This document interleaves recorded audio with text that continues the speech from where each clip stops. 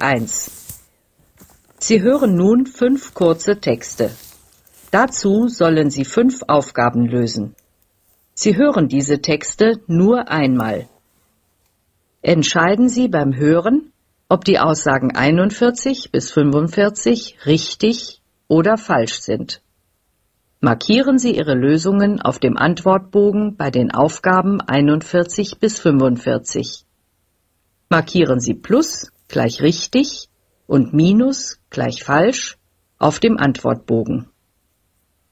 Lesen Sie jetzt die Aufgaben 41 bis 45. Sie haben dazu 30 Sekunden Zeit.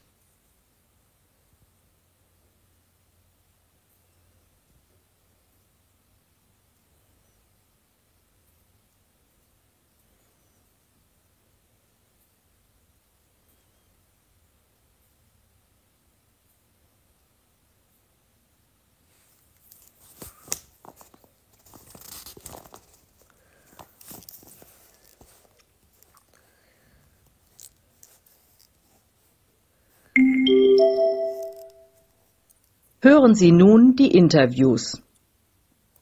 Wir beschäftigen uns heute mit der Frage Gleichberechtigung im Haushalt und konfrontierten über 50 verheiratete Paare mit der Frage, wie teilen sie sich die Arbeit im Haushalt? Hören Sie dazu einige Stellungnahmen. Nummer 41.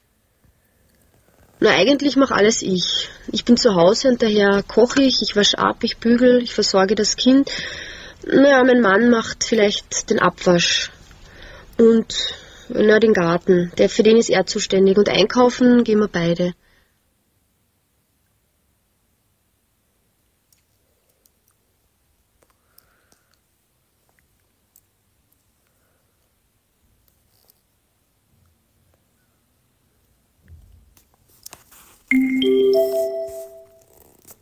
Nummer 42. Wo ich im Haushalt helfe? Ach Gott, kochen tue immer ich, das macht mir großen Spaß. Dafür wäscht meine Frau eben ab.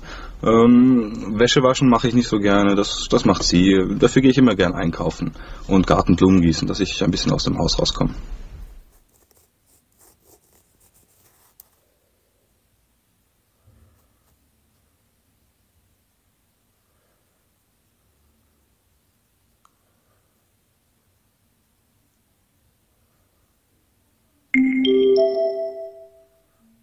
Nummer 43.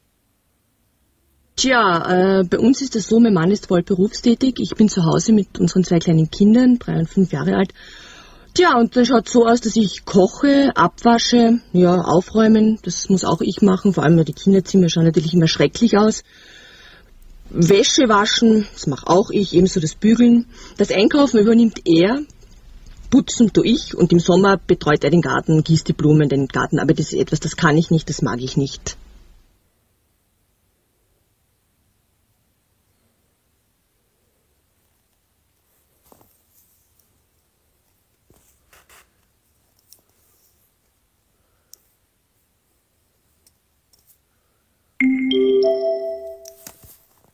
Nummer 44. Wissen Sie, bei uns ist es eigentlich ganz unterschiedlich. Es hängt von der Situation ab. Meistens koche ich und gehe auch einkaufen, während meine Partnerin sich eher mit Aufräumen und Abwaschen beschäftigt. Die Wäsche, die teilen wir uns und Garten haben wir keinen, daher entfällt das weg.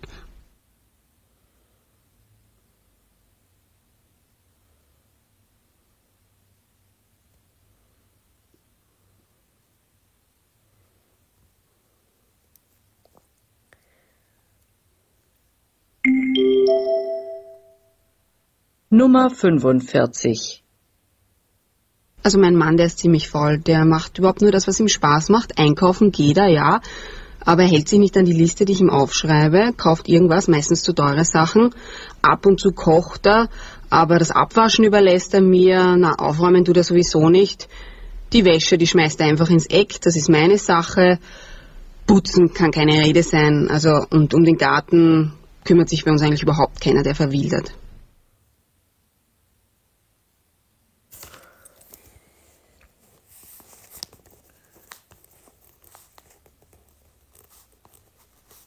Hörverstehen Teil 2.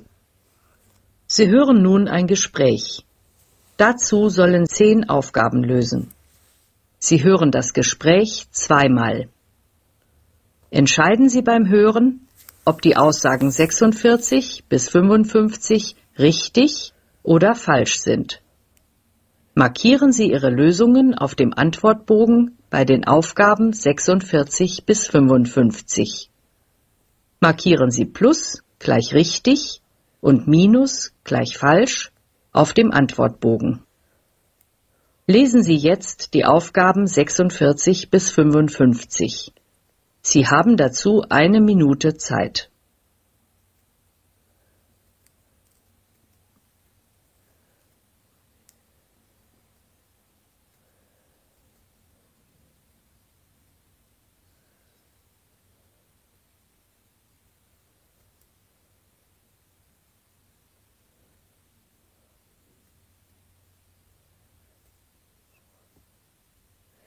व्यूवर्स आप सही तरह से देख लें इसको 49 फिर 50 है अब ठीक है आपको टाइम दिया गया 1 मिनट का और अगर आप चाहते हैं किसी भी लेवल की जर्मन सीखना तो मुझसे कमेंट्स में फ़ौरन रब्ता करें मेरे चैनल को लाइक करें सब्सक्राइब करें और बेल आइकन को क्लिक करें ताकि मेरी अपलोड होने वाली हर वीडियो आप तक पहुंचती रहे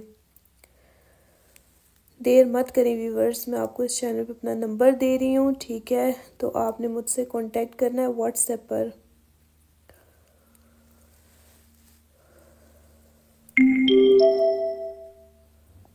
Hören Sie jetzt das Gespräch.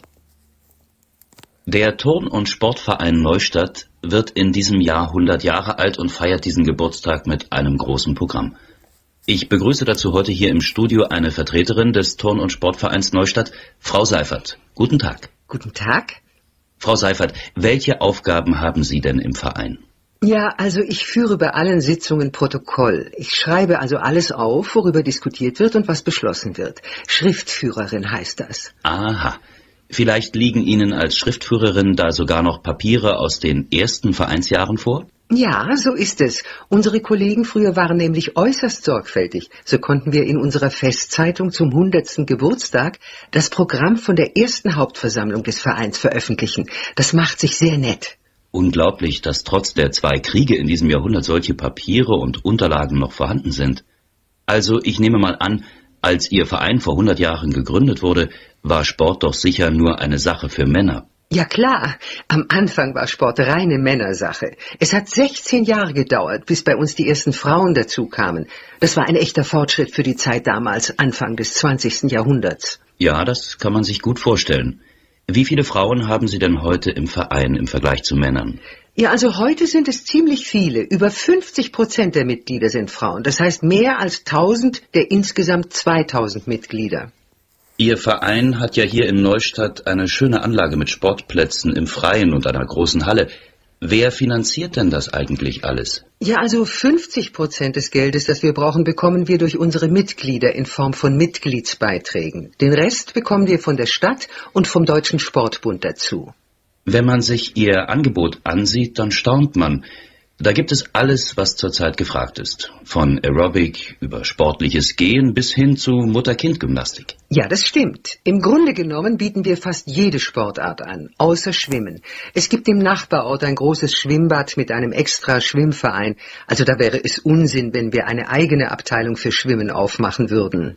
Woher kommen denn Ihre Trainer und die Lehrer für alle diese vielen Sportarten? Ja, also die meisten kommen aus dem Verein selber. Wir bilden ja viele Leute aus, die später Sport studieren oder Leistungssport machen. Diese Leute bitten wir oft im eigenen Verein zu unterrichten. Ja klar, so bleiben Ihnen die Talente praktisch erhalten. Frau Seifert, ich bedanke mich für Ihren Besuch hier in unserem Studio und wünsche Ihrem Verein auch für die nächsten 100 Jahre alles Gute. Danke.